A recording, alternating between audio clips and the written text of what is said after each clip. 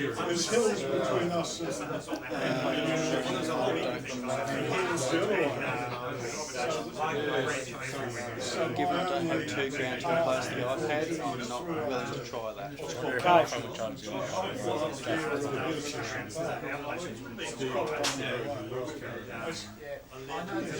Come on in. There's a lot of people between me and there who can pitch the simulcasting. Okay, so it's 7:30. We'll get underway. Tonight is a presentation by Hayden on the new repeater system for the simulcasting and voting. So, without any further ado, take it over, Hayden. Just go and switch. Thank you, Tricky. Let me just This meeting is being recorded. hit the record there. Yeah, hello everyone. Sorry that I couldn't be there tonight. I am travelling in the next few days, and I obviously wanted to keep away from as many people as possible. So that is the reason why. I'm getting a little bit of that echo there, Tricky. So what I might do is I might just mute the club rooms, and there will be a chance for questions at the end. So I've just muted the club rooms there. So if you need urgently, you can unmute on Zoom. Okay, so actually no. What I might do is actually no, just unmute. Sorry, if someone can unmute on the computer again. Let me just thanks. I'll just share my screen and just make sure that you can actually all see that correctly.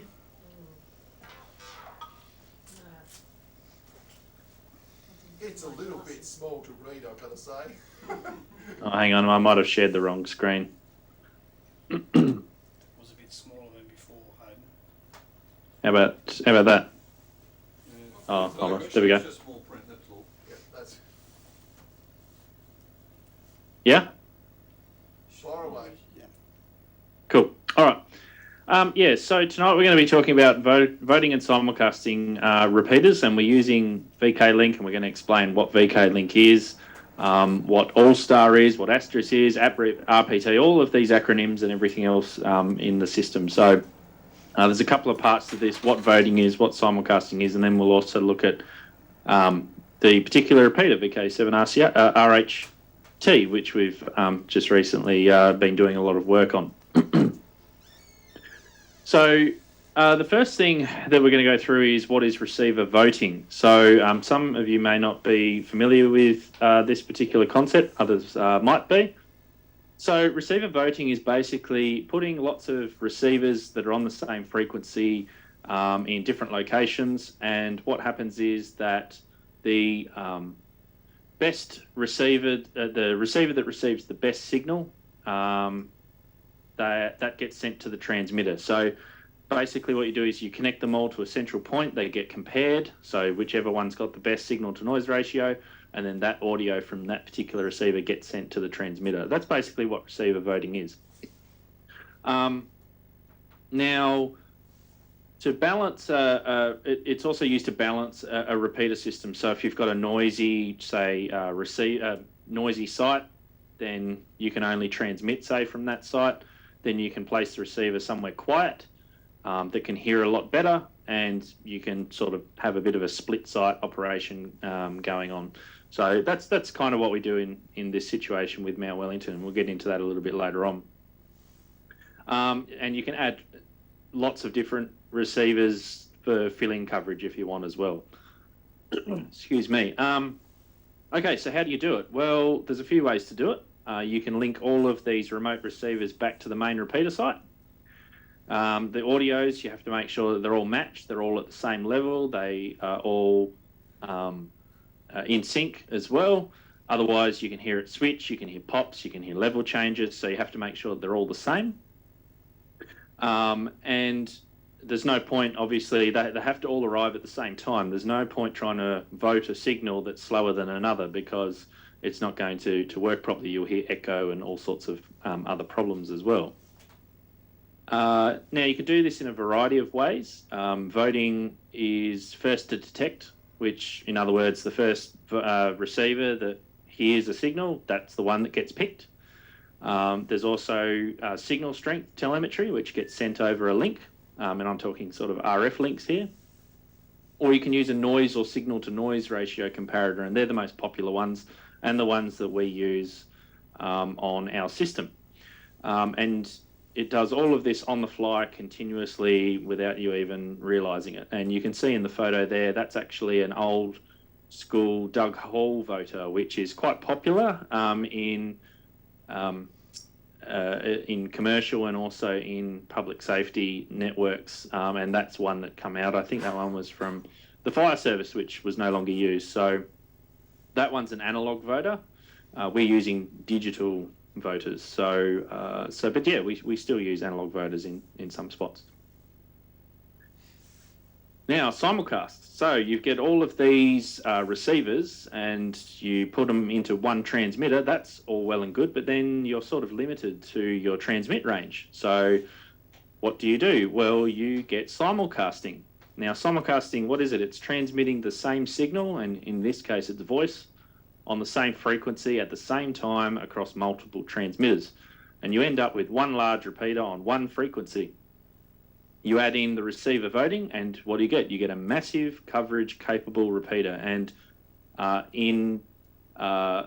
with this, you can basically fill in and build, repeater coverages that you wouldn't be able to with just one single site for obvious reasons.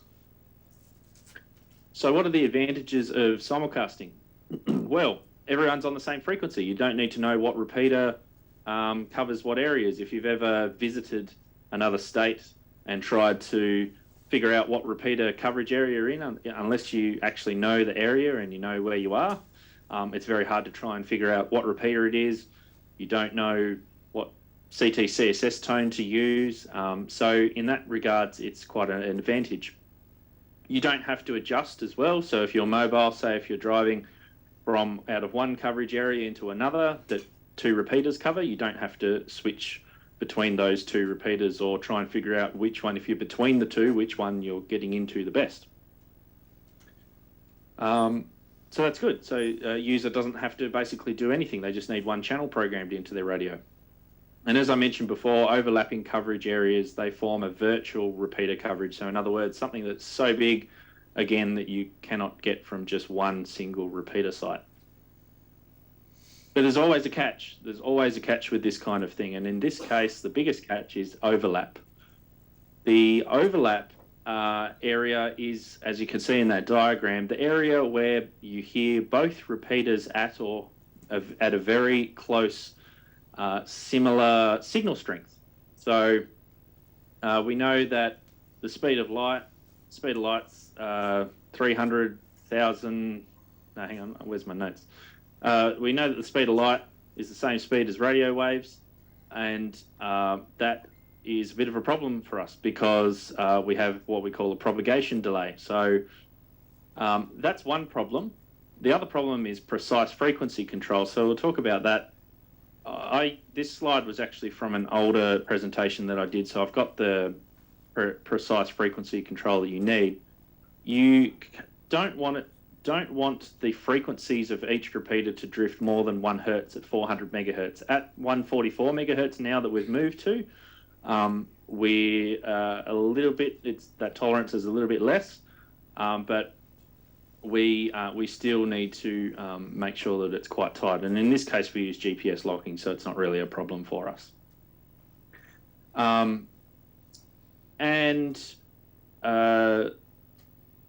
What happens is we also get issues with Doppler effects as well, because if you've got a repeater behind you and a repeater in front of you on the exact same frequency, they're not really on the same frequency anymore because of the Doppler shift and Doppler effects. But in most cases, it's not too much of an issue unless your repeaters are quite fairly spaced or quite a fair distance away. Now, talking about distance away, so the speed of light. So basically, when we look at this, if we were doing this as an RF linked system, which a lot of people do, you need to make sure that all the links also have audio delays in them, because if you have one repeater that's receiving audio slightly out of phase or at a different time than another one, then your audios don't match and you get phase distortion. And we get the same issue too if you're driving around, say in a vehicle, or if you're at home and you actually can hear one repeater better than the other, and you're closer to one repeater than the other, then you'll get this phase distortion issue. But luckily, because we use frequency modulation, FM, we have a thing called the capture effect. And what the capture effect basically does is, whichever repeater you're hearing the strongest, your receiver will lock on to that strongest signal, and you will hear that repeater over the, or that, sorry, that transmitter over the other one. Now, that's in our situation with VK7RHT, there are a couple of areas where we do overlap in coverage, but for a majority of people, they only hear either one repeater or the other. And I always joke a little bit about this because us having such mountainous terrain down here is a bit of a blessing and a curse, because we can actually utilise the fact that we have, say, valleys and things where you can only hear one repeater site. You can't hear the other one.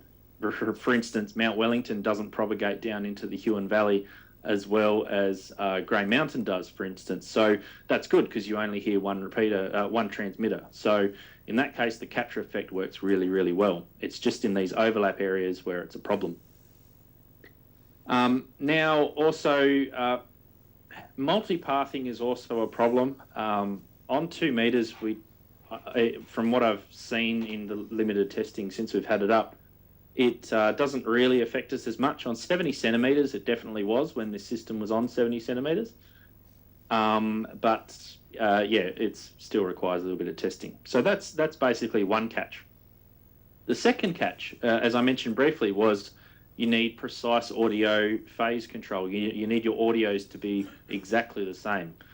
So in other words, we need them to deviate up and down at the same time, at the same level, and we need a flat audio response. So again, if we were using RF links, all of these need to have identical frequency and phase responses, because our maximum error that we can have in that overlap area that I discussed earlier, it has to be 83 microseconds at 1 kilohertz. So in other words, if you have a signal that arrives more than 83 microseconds later, it's probably going to sound a bit terrible and a bit distorted. So again, there, the speed of light, 3 kilometers per microsecond. So that kind of gives you a bit of a gauge of how big our overlap can be. And that screenshot that I've got in there, that's probably a little bit too small to see, but you can kind of see the frequency response. This is 2 repeaters which I did a sweep of their audio frequency responses into the transmitter at a certain point. And you can see they're not too bad. They're out just a little bit at the low and the high ends, but a majority of it is pretty good. And I think I even improved it a little bit better than this. So actually, that I just had another look. Yes, so that particular sweep is 2 different points. Sorry. So the grey point is a flat audio response, and the blue one is injecting into another spot in the transmitter. So you can see it roll off towards the top end of the audio. So in this case, this wouldn't be suitable. So we have to make sure that the audios are the same. Okay, so that's all well and good. That's the theory. So how do we actually go about building this simulcast system? How do we get it running? So we obtain matched repeaters if possible. So the same radios, same brand of radios. We mod them for an external frequency reference so that we can make sure that they're all the same.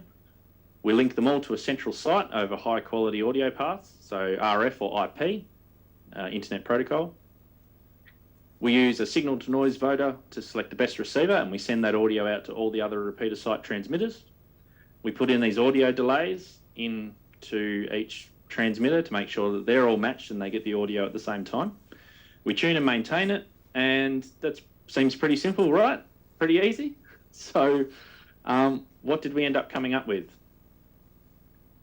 Well, we come up with the All-Star Asterisk system, which it covers a lot of that which we just discussed.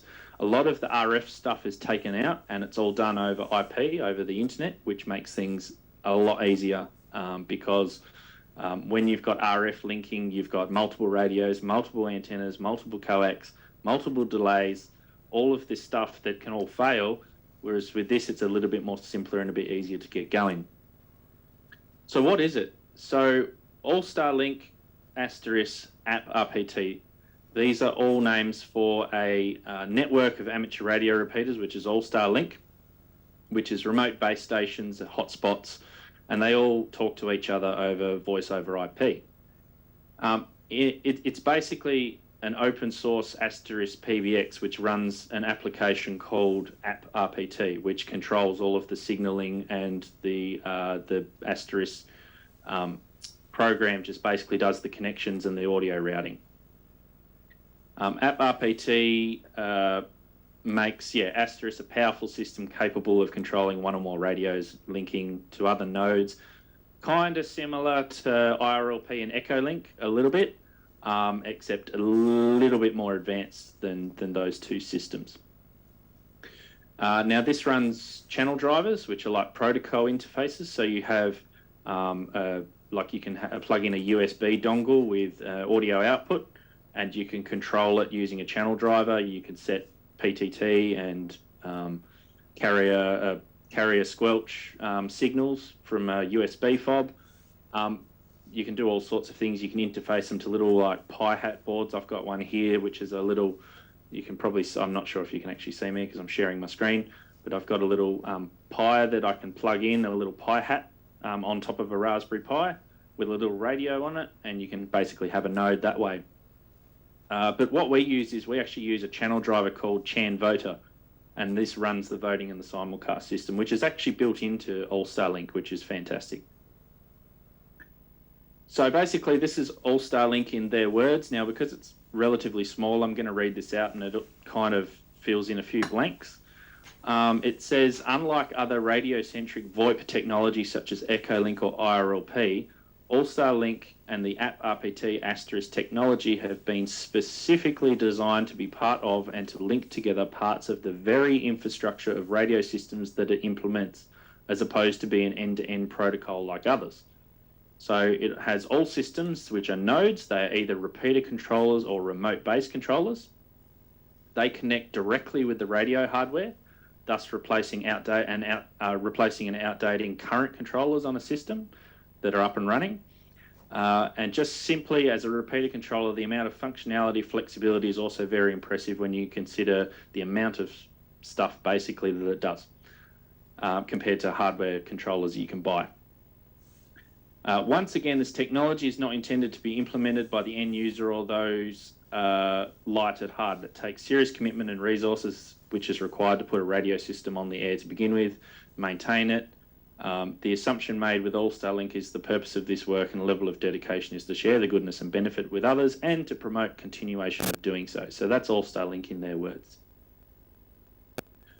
So that moves on to VK-Link. How does VK-Link come into All-Star Link? How are those two linked? What's the difference between the two? So VK-Link basically is a cut down version of what we just discussed of All-Star Link, and originally it was designed to run smoothly on a Raspberry Pi 2 and 3. If we go back a couple of years, All-Star Link would not run on a Raspberry Pi easily. It would run on sort of larger servers. So like if you think of a microserver, like a full-size PC, it would run perfectly on that. But it didn't quite run on a Raspberry Pi because it was a little bit underpowered. And what primarily Matt, VK3VS, also VK3SMB at the time, he wanted it to run on a Pi because Pis were cheap, they were easy to get hold of, and we thought this would be an easy way to link repeaters together across the whole of VK. So basically, it's a private network for VKZL systems only. Now, All-Star Link is a public is a public node system. So basically, it's a little bit like IRLP or EchoLink. You register for a node number, you get a node number, and you are able to anyone can publicly connect to you, basically. VK-Link's a little bit different. It's its own private network, which is only available to VK and ZL. And we did that because it was primarily used as a linking system, not as a sort of dial up and chat someone and then disconnect sort of system. Although you can do that. We also have other features. We can permanently link repeaters together. We can join SIP phones. So for those that might have a SIP phone client, you can dial up a repeater and talk via your phone if you want to. We can also stream the repeater's audio to the internet. And we also have interop gateways to the public All-Star network for those that do utilize that and want to connect to those nodes. So we do also offer that. So how does it work? Well, I mentioned before, they're Raspberry Pis. They run a special VK-Link image, and they basically connect to other nodes directly over IP using one UDP port. All of these nodes, they report back to a central server. The audio is routed and taken care of again in Asterisk, and the radio controlled by AppRPT. The radios, they're usually interfaced using a USB sound fob or the Pi's own GPIO pins, and you can see there in the photo there's a little header board which was developed on the left that just plugs directly into the top of the Pi, and then also on the right that's a USB fob which I modified that runs a lot of the nodes that are just sort of simplex nodes into repeaters.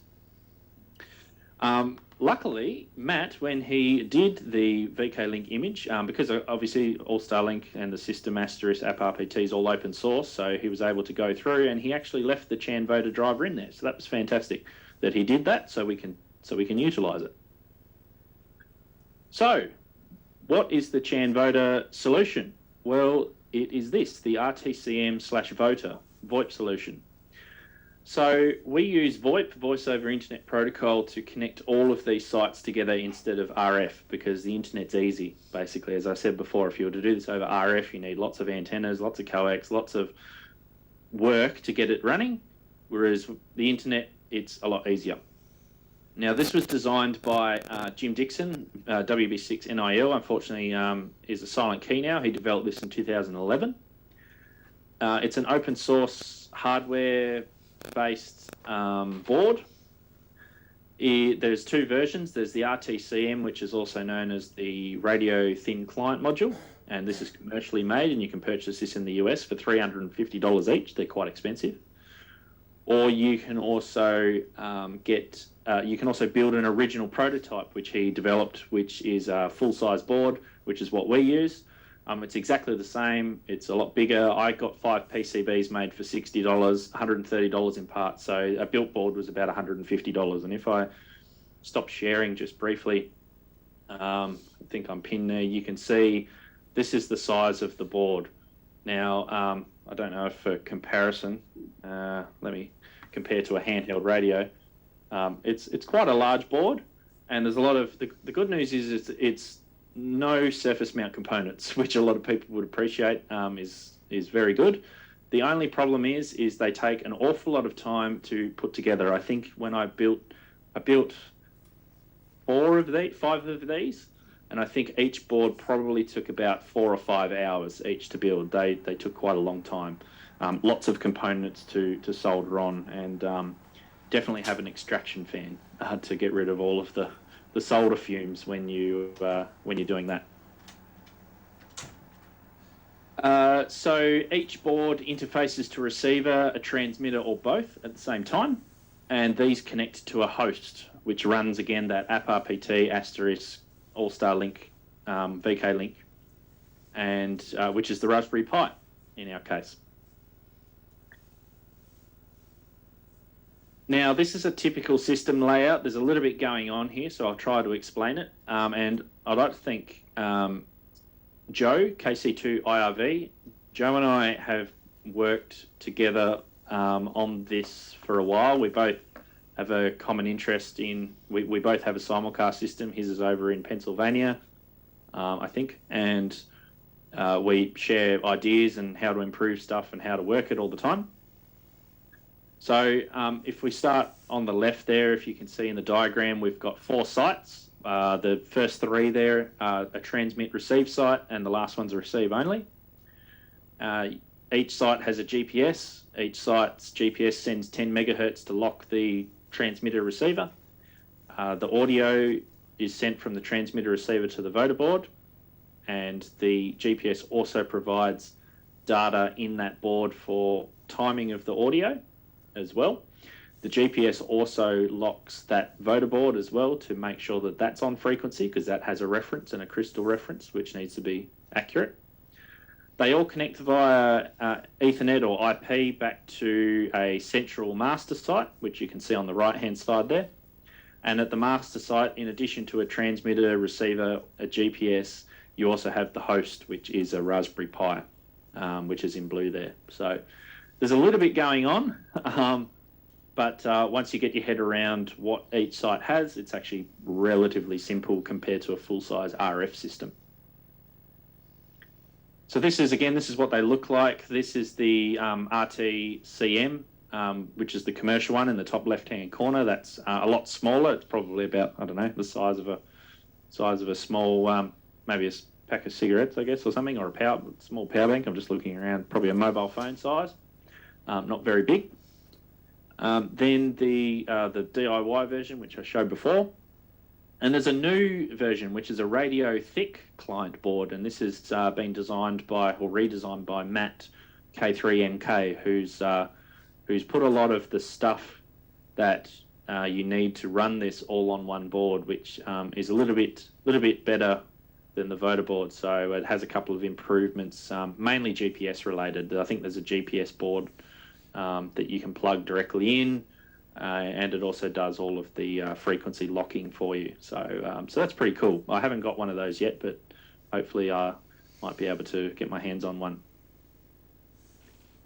Okay, so how do we put it all together? Well, basically we get a receiver and a transmitter at each site.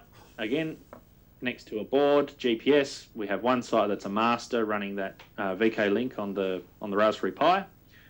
We use a VK7RHT GPS or similar GPS, and that provides our 10 meg reference for our transmitters and a 1 pulse per second for our audio timing. The audio is sent from each receiver at each site to the controller, and the controller looks at the Raspberry Pi VK-Link looks at the signal to noise ratio. It then sends that audio back out to the transmitters at the exact same time, and we can actually adjust that audio. We can adjust it in 1 microsecond increments. So we can actually adjust one transmitter to delay its audio by 1 microsecond or down to 1 microsecond. So that's very handy for adjusting if we need to as well in the field. Now, some of you may have noticed that when you let go of the button, you hear your last syllable spoken. That's because of the latency. It takes a little bit of time to process all this information. There's two things that cause this: the capacity of the Raspberry Pi and how quickly it can do it. I'm going to do some testing with a Raspberry Pi 4 because I think we can reduce it down. And the second of all is the buffer size. So when you hear an echo of your own voice, basically there needs to be a buffer in this system because it needs to receive all of the audio from each receiver site from the slowest receiver site. It needs to process it, and then it needs to send that audio or that packet back out to the repeater transmitter, and they need to all be in the same time. So if your buffer value is too low, you lose packets, you get choppy words, it doesn't vote properly. Even if it's too high, then you get a long echo of your own transmission. So at the moment we're running at about, I think there's about a rough delay of probably about 1.5 seconds at the moment, which is enough to hear your last syllable. If you don't like hearing your last syllable, then just take a little bit longer to let go of the PTT button and you won't hear it. But yeah, that's just the caveat of the system. Okay, so I wanted to just talk a little bit about locking to GPS because there is a little bit of work involved in this. The repeaters that we initially use are I initially use KL450s. We use KL150s, which are basically the exact same thing, only VHF. They use a MC145-146 PLL phase lock loop to usually locks to a 12 megahertz TCXO. Now you can get a high stability option, which is 0.0005%, which I think is 2.2 hertz, which is not stable enough. Because if one transmitter is off frequency compared to the other transmitter, you will hear like a whirring effect, like you're talking through a fan or you're talking through a Cessna. Or you hear like you're talking through a Cessna blades on the front or something like that. So we need to make sure that they are relatively close. The lower in frequency, the slower the choppiness will be. And at the moment, on frequency, it's working quite well. There is a group in Utah in the United States who have a VHF simulcast system that they run on RF. And they've noticed that when both the repeaters were on the exact same frequency, when the phases would match, you would get a null and the signal would actually disappear. I haven't noticed that, and we haven't noticed that problem at the moment. So while it's not a problem, we're not worrying about it. So at the moment, they're on the exact same frequency, locked by GPS. So basically what we did, we have 10 megahertz out of the GPS. So that's really easy to hack the PLL software in the radio. We then removed the TCXO and we jacked in directly, and it worked. It worked quite fine. So those GPS units, they also have the NEMA data that we need, and also the 1 pulse per second. So that's how we GPS lock those radios. Now, when we're simulcasting with this voter board that I showed earlier, I mentioned that they're not quite. They have their own stable. They have their own frequency reference, which happens to be 9.6 megahertz. Now, the PIC, the PIC on board requires that reference. Now, the crystal that comes with them is 25 parts per million. It's not very stable at all. It's perfectly adequate if you're just receiving. If you're just using one of these boards as an outlying receiver, it works fine. But if you're using it for transmission, no good at all. Your audio drifts around all over the place and you can't use it. So we can't put 10 megahertz in to this board due to the way the coding is and the way the PIC is. It's just absolutely impossible. When he built it, he knew that he couldn't use 10 megahertz and he could only use 9.6.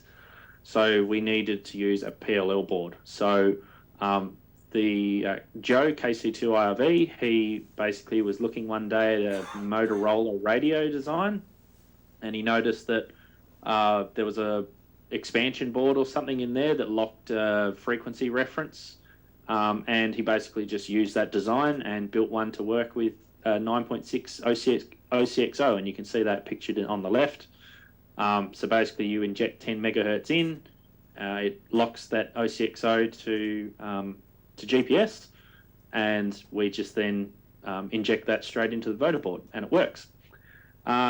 Joe then also come up with a redesigned version on the right hand side there.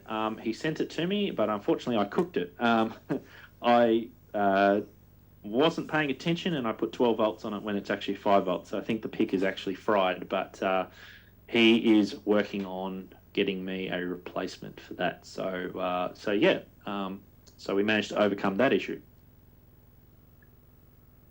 Okay, so now we've got out of the way how the system actually works. We're going to talk more specifically about our system and the repeater system that we've got here. And this all started with the Southern Repeater Consolidation Project. So what happened was the Reast committee determined that we had too many underutilized repeaters in the South.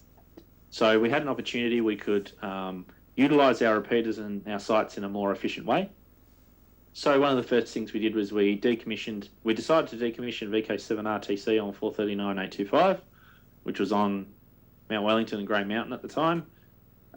We also decommissioned VK7RHT, which was on 146.850 at Snug Tiers. And we decided to move VK7RST, the beacons, to Snug Tiers at a later date. And thrown in there too, we also decided to move the 6 metre repeater, and we are doing a lot of this to also clean up the back of the club rooms as well, so that there's a bit more room for us to do more radio projects and to have a workbench.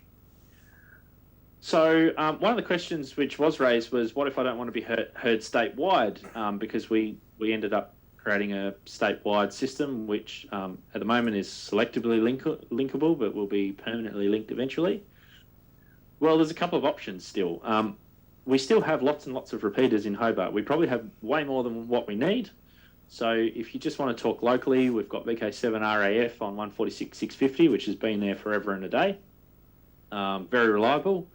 At the moment, it's being used for SSTV, which is fantastic. But for all other times, it's mainly underutilized, and it has a switchable link to the north. So if you use the correct tone, you can talk locally, or you can talk to the north if you like. We have VK7RHT on 147.975 with 147.375 as its remote receiver input as well. We've got the digital repeaters at the domain. We've got VK7RCR, the digital repeater, 6 metre repeaters RAD and RCH, and we've also soon got the 10 metre 7RHF repeater. So there's lots of repeaters on all bands that we can use if we just want to talk locally. So we built the VK7RHT simulcast system. Now this is the only amateur radio simulcast repeater system in Australia. It is only the second voted repeater system in Australia that is currently on the air. The other one is VK3RHF, which is in a 10 metre, 6 metre, 70 centimetre and 23 centimetre repeater system. Did I say 6 metres? Yes, I think I said 6 metres. Repeater system in VK3. That's run by Steve, VK3UJ. That's all done over RF, incidentally, but it's only voted, it's not simulcast. And the third voted repeater system will be VK7RHF, which is the 10 metre repeater here in Hobart, which is currently on the workbench behind me. So 7RHT currently has 2 transmitters and 3 receivers on 146.700 and 146.100 as the input. There is a backup failover, so the individual sites can operate as individual repeaters if, for instance, the internet goes down or there's an outage. They're all GPS locked in their GPS locked frequency and audio phase. They're all on the exact same frequency. The receiver voting sends 20 millisecond fragments of audio to the controller. So every 20 milliseconds, audio is sent to the controller for evaluation. So that kind of gives you an indication of how much comparison is being done. So between the receivers deciding which one is the best. All of it's linked over voice over IP, and the audio processing and the voting is done with VKLink, and it's connected via the internet at the moment with low latency links. Unfortunately, our locations don't allow a direct IP link between the two because they don't see each other. So we use the internet, which is perfectly fine because our latency is less than 50 milliseconds, so it's not a huge issue at all. And thanks to Tasmanet and JetTech for providing those services. Oh, and I will go back. That is the photo of Mount Wellington and the antennas that are there. So this is Site 1. This is Mount Wellington. We've got the repeater antenna on the left-hand side, which is a moonraker antenna, which is a vertical dipole in a large radome. You can't quite see it in that photo, but that radome is probably about 50 millimeters in, or 63 millimeters in diameter. And when we put this antenna up, I was very impressed with it. It is a lot lower noise level than other antennas we've used. It seems to get out really, really well on transmit, so it's a very good radiator, and these antennas are built for the ships that go down to Antarctica. So I think the specs on this were with no ice loading, it can handle 230 kilometers an hour winds. With ice loading, with I'm trying to remember, I think it was 25 millimeters of ice build up. It was 190 kilometers an hour winds. So it's rated for the mountain conditions. So we'll see anyway over time how it goes. There's the crew that installed it the first day. Myself, Damien, 7SD, and Richard also helped out as well, which is fantastic. And then we've got a photo of the rack there, and rack's a bit of a work in progress. We're trying to neaten things up and make things a little bit more consolidated. But it's not too bad. It's a good start. This is Site 2. This is Grey Mountain. Murray very nicely snapped a photo of me running my mobile test set there on the on the ground, which is not very mobile. It's about 30 kilos. And we got this up and running. You can see quite a nice day that we went up to do that. And thanks to Murray for doing some work with that as well. We managed to fix some initial issues that we had with Grey Mountain, which we'll go into shortly. And on the right-hand side there, that is the antennas that we're running. We've got a vertical Diamond X50 antenna, and there's also a folded dipole sitting in that frame as well, which used to run APRS, but at the moment it's just a spare antenna. Usually I would not recommend a Diamond X50 antenna to be run for a repeater antenna, but this one was modified a little bit by Michael, VK7RHT, and it has been up for probably 10 years, and I swept it the other day and it is still really, really good. It's actually amazing that it's held up so well. And then our third site is just a receiver fill-in site. This is at the Domain, and this is just a photo here. It's actually in the back room there in the top of the rack, and this is just running a single receiver there, and that's the photo of what it looks like inside. This is what it looks like in a transmit receive site. So we've got the voting board on the right. There's a little CT CSS board as well there for the 141.3 hertz tone, and then our PLL board on the left for GPS locking that board. So that's what's in that, and all in a nice little rack mounted case. Now, some of the things that we can do, you've all seen this, I'm sure, we can do some monitoring of real-time RSSI data. So this shows which repeater is currently being voted, or which receiver is currently being voted. The 0 to 255, 0 being the receiver's not hearing you anymore at all, 255 being 30 dB above that. So that gives you a bit of an indication of how you're being received, and the colours change depending on which receiver is being voted at any one time. I will just say with this, I think a few people have been camping out on this page. It does take a little bit of processing power, and it also does take a little bit of data. More than happy for you to log into it to check your signal strength. Just don't camp on it all day because of the data aspect and the CPU aspect. But if you're doing some testing, or you just want to find out what signal you are or something, and you're just logging into it briefly, then that's fine, not a problem at all.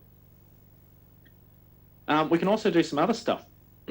So here you can see on the left-hand side, we can view all of the other connected repeaters and links on our repeater. You can see how long they've been online for. This will also change color depending on what link is being received. We can also, on the right-hand side, see some status that's interesting for us. We can see if the timeout time has been disabled or enabled, how many ka-chunks we've had on the repeater, how many ka-chunks since it's been initialized, how many key-ups, how many key-ups since we initialized the system as well. The last DTMF command, we can see the transmit time for the day, the total transmit time, the uptime. We can see all sorts of stuff. So this is handy. And I will say that the key-ups and the ka-chunks sometimes are quite high. So we can see that, and we can see basically how often our repeater is being used, which is great. We can also, not shown here in the screenshot, we can turn on and off our receivers from voting. We can also turn on and off our transmitters as we need as well, which is really simple and easy to do. Now, I threw this slide in here because this is kind of an old program which we don't really use anymore, but it is possible. This is called VoterPower, which was a crappy Java application that was made when the developer made the board.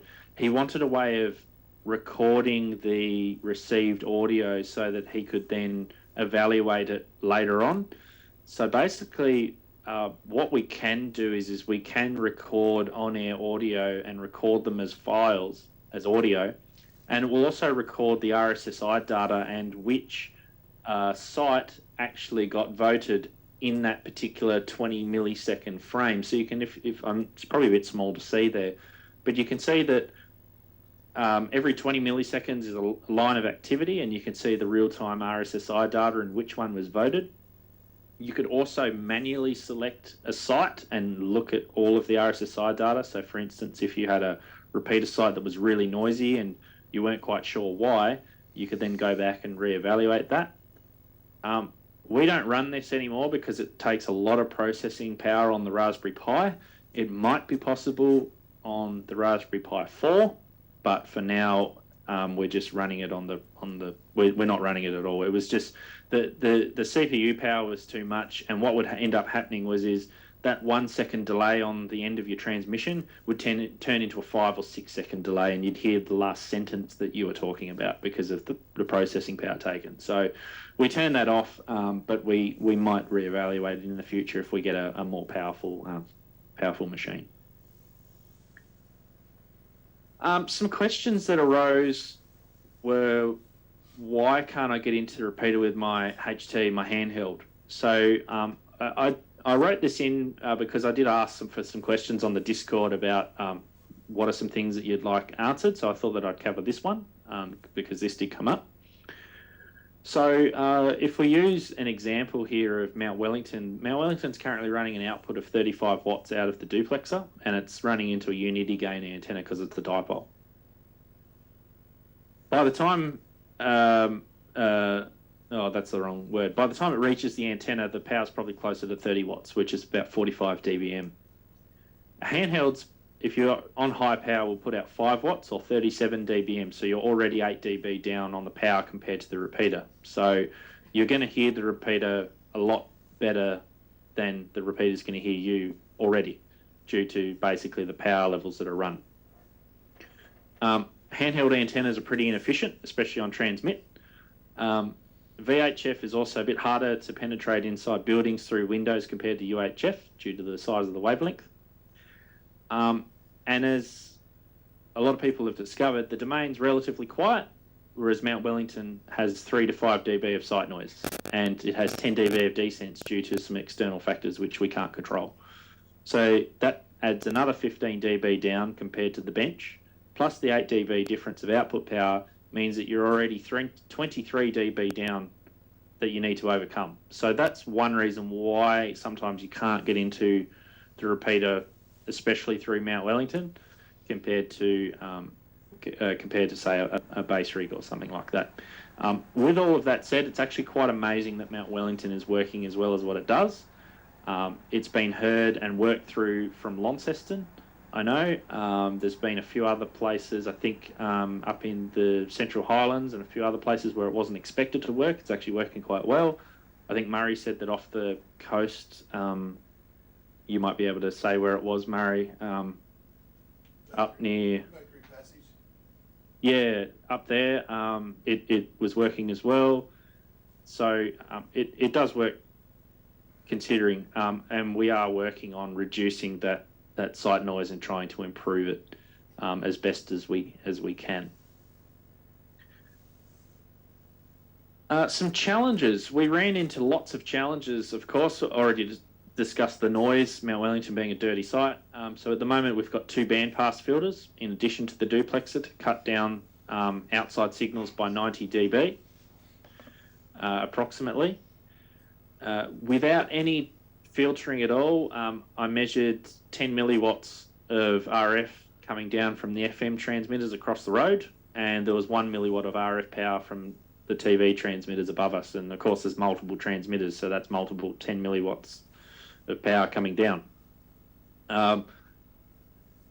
The desense that we get, that degradates it again by another 10 dB when we transmit. I won't go into the reasons why that happens. It's external that we can't fix.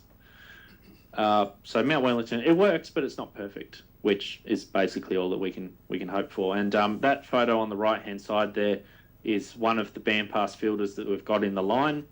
That's providing about 40 dB down roughly 40 dB down. Each one of those segments there, vertical segments, is 10 dB. at 100 and 200 megahertz, which is around about the frequencies that we want to cut out. And then we cascade an extra filter on for extra attenuation. So we probably could do with a little bit more filtering. We did look at a crystal filter, which has got a 3 dB bandwidth of about 25 kilohertz, which is pretty sharp, but they are a lot of money to buy commercially. If anyone wants to build, if there's a challenge, if anyone wants to build a crystal filter for 146.1, then by all means go ahead and try and build us one that does not have a high insertion loss. Then that might also help a little bit as well. But we're gonna hit a wall anyway. There's only so much we can do because there's on frequency noise on 146.100, and we can't do anything about it. The second challenge that we had, Grey Mountain went online early last week. It had terrible crackle, and there was some DMR intermod on 162 megahertz. They installed some new VHF transmitters that were never there before. It lasted a day before we lost pretty much all of the output power, dropped from 50 watts down to 250 milliwatts. And that was because the Unilab KL150 PA has an intermittent fault, which basically the PA is blown. So we replaced that last Sunday with an MX800, which used to be VK7RHT on the domain. And Murray and I, with the help of Murray, we eliminated the source of the noise and the crackle, which was suspected to be a guy wire. You would have seen in a previous photo, the guy wire was pretty close to our antenna, and we suspect that guy was picking up RF from probably us and the DMR transmitters, and it was mixing, and then it was intermodding in our receiver. So we removed it, and the problem was solved. So that was great. We also had some issues with audio delay in and around Kingston. Scott, 7HSE, reported it, and it sounded pretty bad. So what we did was we added a delay on Mount Wellington by 40 microseconds so that the Grey Mountain audio can catch up to the Mount Wellington audio, because Kingston area is an overlap area where it can hear both transmitters at equal signal strength. There's also some areas on the eastern shore that are the same. So we worked out and calculated that about 40 microseconds of delay means that the audios will arrive at the same time in those spots, roughly. And it sounds a lot better now. And in actual fact, I think Scott said he can't tell which transmitter he's hearing anymore, so it must be working pretty well. Our third challenge was we had interference from 147.975 at the domain. We put a bandpass filter in, and that helped. We put a notch filter in, and it helped, but only to a certain degree. Eventually, we're going to replace the old TX814 out the back there with probably something a bit more modern. And we also had some IP network issues, a bit of glitchy audio, and we're going to replace the Raspberry Pi at some point with a Raspberry Pi 4. And HamVoIP have actually released a new image which they rewrote the whole code, and it's got substantial upgrades compared to what we've got. So we're going to try that out, and hopefully that will make the repeater sound a lot better. The project, it's far from over. We've got a lot of things that we can do and that we probably will do. Here's just a couple that I've written down. We can put extra fill-in receivers to complement and fill in the shadows, where we're not. At the moment, it's actually working quite well. Like even through the southern outlet is a classic example. You can operate throughout the whole southern outlet running 50 watts, all the way through from a mobile radio, which is pretty good. If we wanted to fill that shadow so that you could use a handheld while you're in the car, we could do that as well, but it's probably a bit of overkill. I know that Taruna is a big problem, so we've got to look at what we can do at Taruna. There are a couple of situations where we can improve that, so we might look at that as well. We can also put another transmitter receiver combination to move our coverage up the north or the east coast. We can cover the east coast in some of the areas where they've never been covered before. we could maybe one day have a true statewide repeater on one frequency. Imagine having one frequency across the entire state. Someone gets off the Spirit of Tasmania in Devonport and only has one frequency, and they can drive all the way from Devonport to Cockle Creek and not have to change anything on their radio. That would be a dream. So yeah, that's just some ideas, and you might have some other ideas as well. There are some drawbacks, of course. At the moment, DTMF is muted on the repeater, so when you send DTMF tones, they're not sent out locally via the repeater, and we're trying to work on a solution. This is an issue related to the way All-Star Link have implemented, All-Star Link Asterisk have implemented the system. It wasn't designed to send DTMF over the system. That's why it's muted. You can send limited DTMF to a connected link. So for instance, the northern link, we can actually send DTMF tones from the south here and it will get regenerated and sent out the north. But it won't do it locally, and it's a bit hard. It's hard coded, and unless someone comes with a workaround, it's not a thing that we can fix easily. CTCSS is also encoded on the tail at all the time, so you hear the tail and the beep. That affects IRLP and Echolink. So anyone who's using IRLP and Echolink has to wait for the tail to drop, and we'll hear the beeps and the idents. But we're working on that as well. Grey Mountain, because we rushed really quickly to get the MX800 fixed and working there, it may not be sending CTCSS properly, but I think it is, because I've tested on one or two radios, but my service monitor said it wasn't. So I'm not sure. My service monitor might have a problem. I need to check that, but I think it's working. So as you can see, simulcast, it's hard to implement, but it's not impossible. It's been done quite well. There's some compromises, obviously. If you live in an overlap area or you're in an overlap area and you hear them both at the similar signal strength, you may hear some audio distortion and it may be an issue. If you notice that, then let us know so that we can evaluate it and check to see what's going on, because we can shift things around. We can shift antennas, we can adjust power levels to try and mitigate that. This is basically our mobile coverage at the moment. At 1 microvolt, which is quite a strong signal. It pretty much covers almost the whole south of the state with some shadow areas. On the left there, you can see that we've out towards the north and the sort of the east is not too bad. The south is also covered quite adequately with Grey Mountain. You can basically drive all the way from Cockle Creek to probably just past or almost to Oatlands, I reckon, without having any coverage issues at all. So yeah, it's not too bad. And then on the right hand side is obviously a little bit closer to Hobart with our transmitter and receiver sites there, and obviously Hobart saturated, Kingston saturated, parts of Huonville are probably more mobile rather than handheld, although handhelds seem to get in quite well in some areas. So yeah, it's working pretty well. So yeah, that's the end. And any questions that you may have? I did have one on the stream there, Hayden. Yep. Where was he?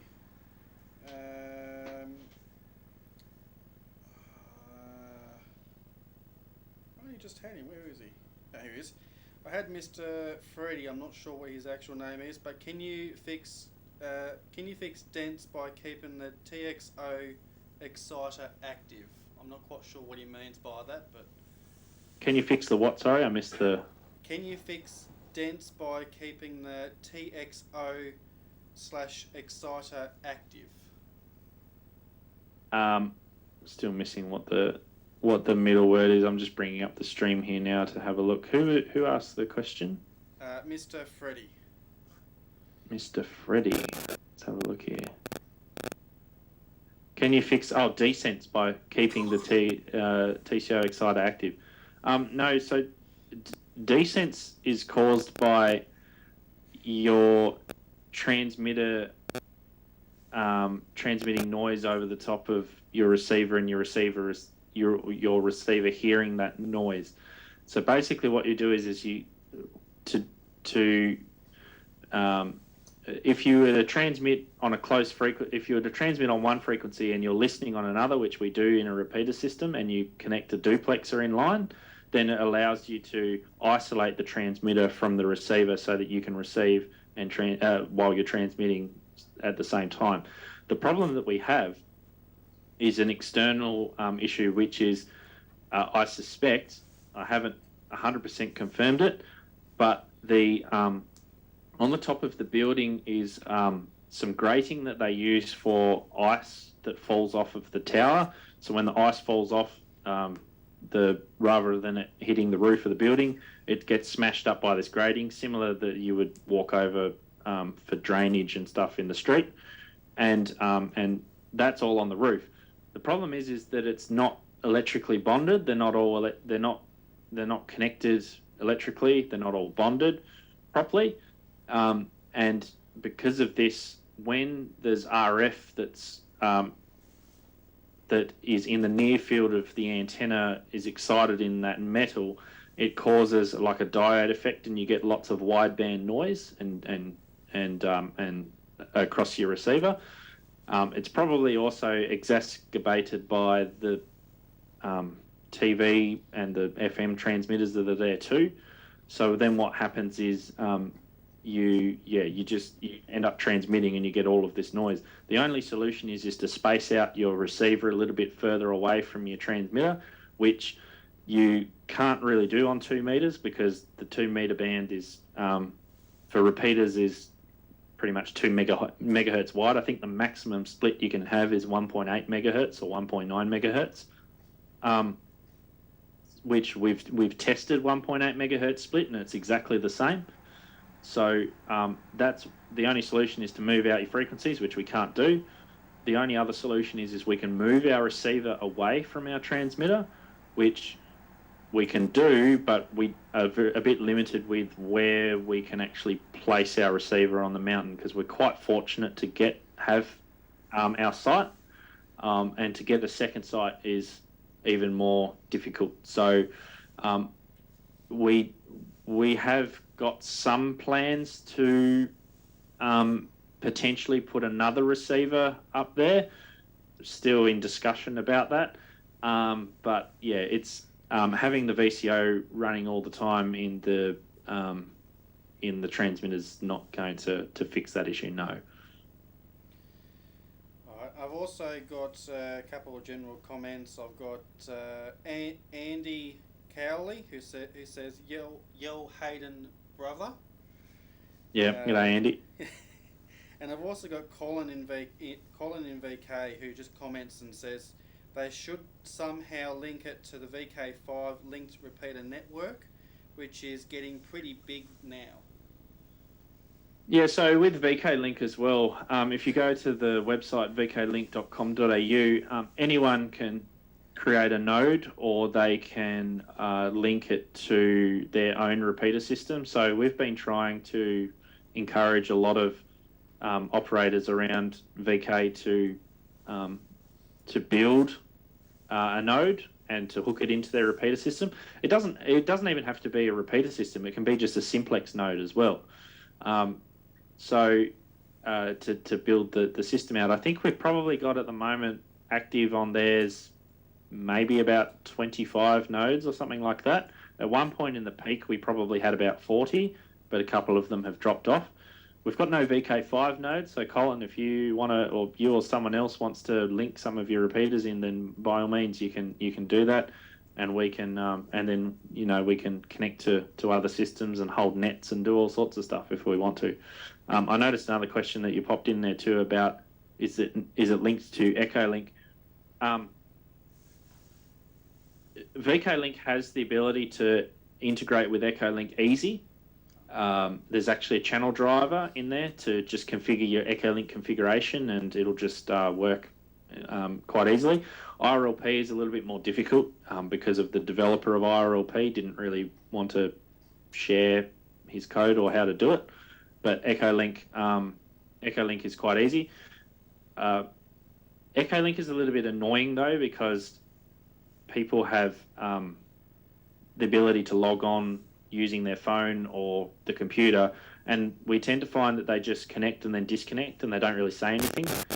So it is a little bit annoying. We don't run EchoLink on the VKLink side of things on this setup, but we still do have an EchoLink node in our club rooms out the back running for that. But yeah, that's the story with EchoLink.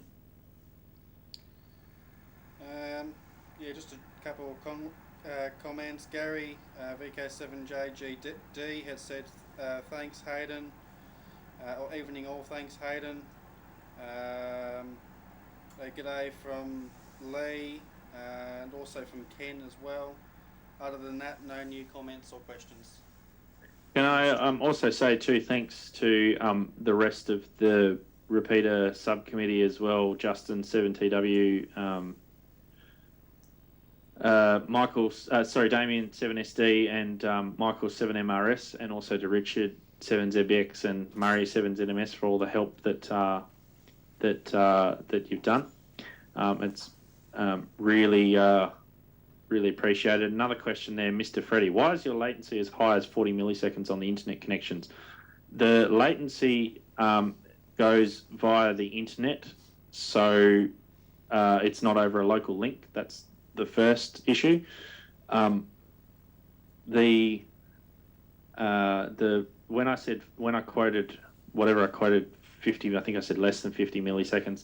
That's just for times when the latency is increased. Most of the time, it sort of sits around about 25 milliseconds or so, and the reason for that is because our master site on Mount Wellington uses a different carrier or different ISP and a different connection that actually has to traverse the mainland, whereas our other connections on our other site don't need to do that. They're peered locally on the same ISP in Hobart.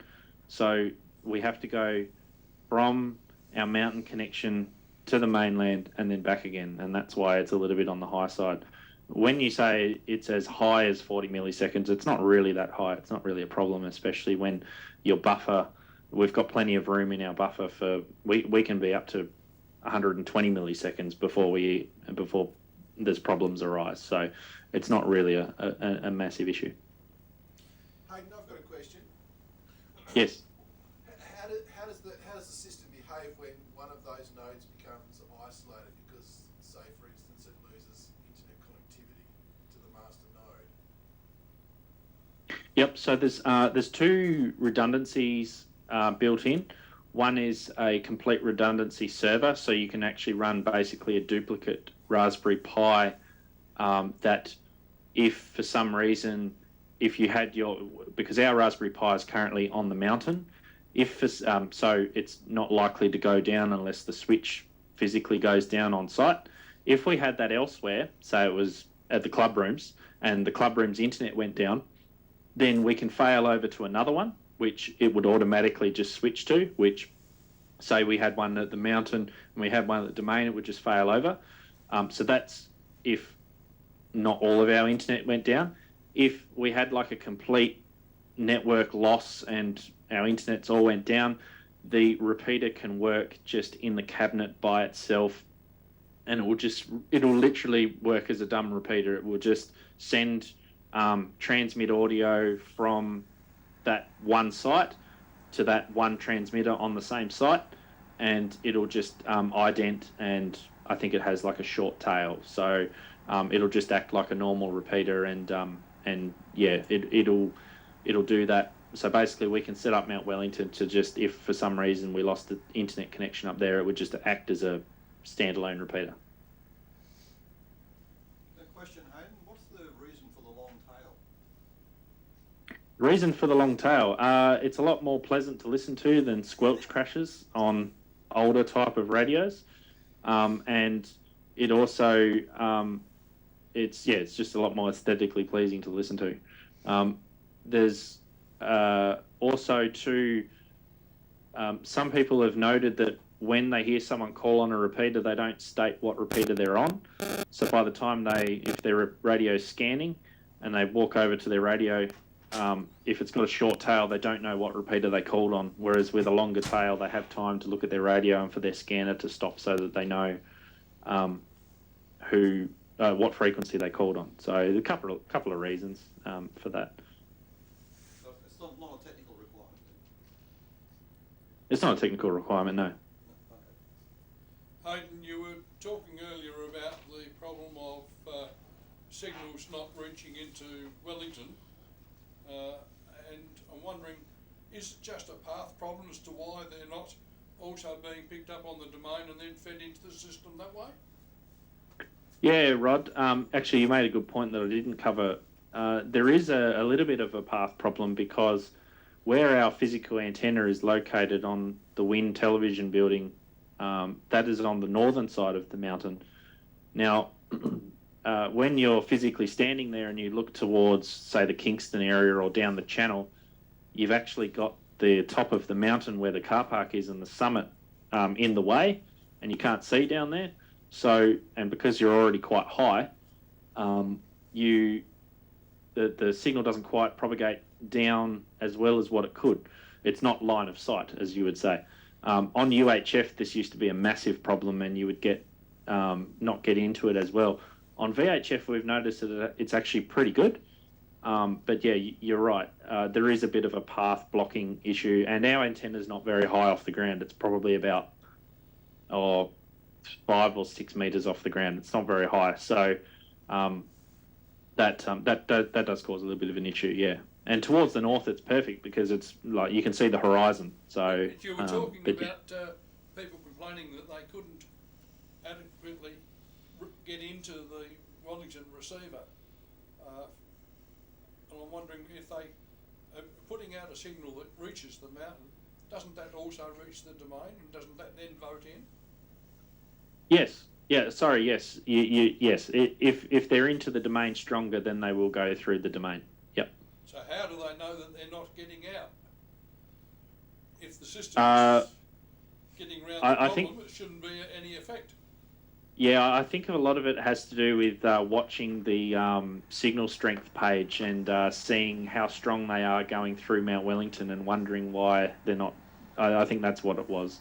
Not so much why they're not getting into the system, but why they're not getting through Mount Wellington, if you know what I mean.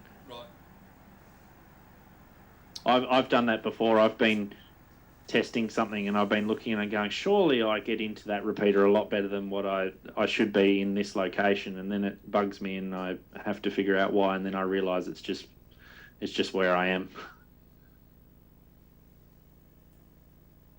Any other questions for Hayden? Hayden, are there any special considerations with setting up the pies, like cooling, voltage regulation, anything like that? Yeah, that's a good question. Thanks, Rob. There is. So we run the pies off of, we don't use the USB port on them because especially the older pies, they use a micro USB and they're terrible for voltage regulation and if you don't use the right cable. So on the GPIO pins, they have 5 volts, which you can put straight on there. So we use a 12 volt to 5 volt converter and just power that on there. On the, if I've got, do I have a pie here? On the CPU, we run. Oh, if I can get it open. On the CPU, we run a. Oh, I can't get it open. Yes, I can. We run a little sort of heatsink in there, which is just stuck on the top. That's just to so that if it gets hot, it's got some sort of dissipation as well. The Pi that was running VK7RHT actually had an uptime of about 2.5 years at one point. We never rebooted it in that time, and it was actually quite amazing how long it ran for before we turned it off. We also, they've got SD cards in them, which some of the earlier SD cards that we used would fail because it's basically running 24/7. So what we did was we implemented in Matt implemented in VKLink the ability to expand the SD card out, and then also to make it read-only, so that you wouldn't be writing to the card, which reduces its life. Unfortunately, due to it still being powered on 24/7, the card still has a limited lifespan. So then we switched to high endurance cards, which are used in dash cams and security systems. So that helped. So that's basically what we use as standard now, is just a high endurance card in a Pi that's read only, and they seem to last a fair amount of time. Thank you. What does everyone think of the system? Has their experiences been? Have they had any issues, or has it worked fine, or any comments or anything like that? The only problem I have, Hayden, I have a small handheld in my shack that I just use to monitor the repeater. As yet, I haven't found a position in the shack where it works properly. It used to work fine on the domain, now it doesn't. Whereabouts are you again? In Newtown. Oh, okay. Shouldn't be a problem, but for some reason it is. Yeah, okay. That's interesting. Might have to take a trip round to your house with a handheld, or if not, a drill.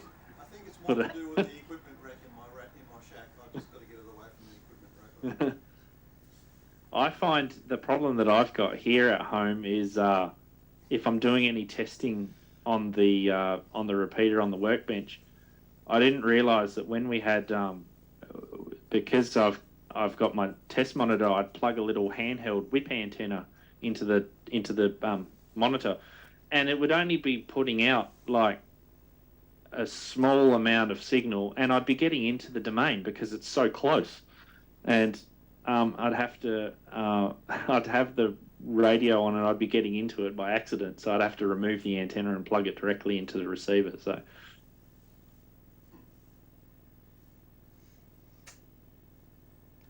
Any thoughts on how well it's going to eventually affect the reception down the channel? We used to have RBI working down a lot of it, that's gone. And when I finally get established, I'm slightly south of there. Have I got a hope of going into Wellington or Grey Mountain? Yeah, I think so. Probably as you start to get past Snug, you probably more chance of Grey Mountain. I know that Michael MRS did some driving around Oyster Cove and down through. He got it pretty much, I think, all the way down to almost as you come into Middleton, I think, which is right on the point. And I think that it was like there was a small section through Middleton, and then it come back again when he got round to round where I think it was where Gordon is there around the point.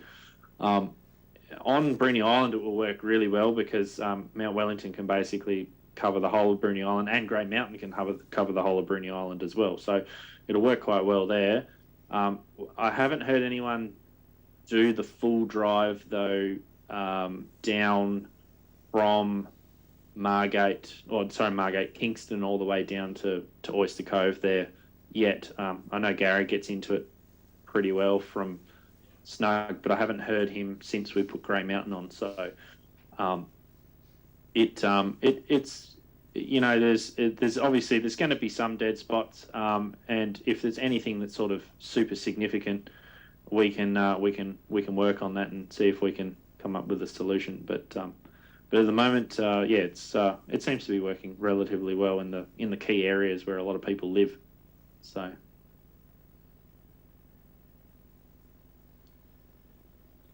Any further questions for Hayden? Well done, Hayden. Good job. Yeah, good job, Hayden. Look, thanks for your efforts tonight. I reckon if everybody in the room could show their appreciation for Hayden's efforts tonight. And the final note: don't enjoy dating too much. Yeah. Wish you hadn't have said that on the stream, but that's okay. Hopefully no one's everyone there's a few people who are watching on the stream at the moment who I know are regulars on my YouTube channel. Please keep that under wraps. I implore you to please keep that under wraps. It's okay, Hayden. It's between the club and the 6 people that's on there, so it's all good. No, there's a few other Americans on that stream, so that's okay. All good. Thanks for your efforts, All Hayden. good. Appreciate it. No worries.